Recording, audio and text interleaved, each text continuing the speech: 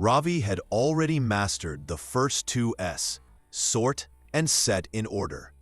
His workspace was organized, but something still didn't feel right. His supervisor noticed and said, "Ravi, it's time for the third S, shine, Seiso. Cleanliness is not just about looks, it's about pride and prevention."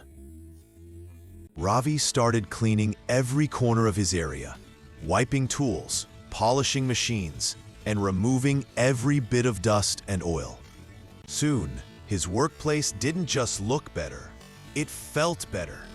A clean space brought energy, discipline, and pride. The third S, shine, Seiso, teaches us that cleanliness is a culture, not a task. A clean workplace inspires confidence, safety, and continuous improvement.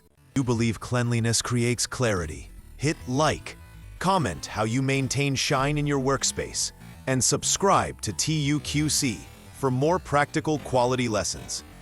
Also, tell us, which topic should we cover next? The third S, shine, Seiso, clean workplace, clear mind, stronger discipline.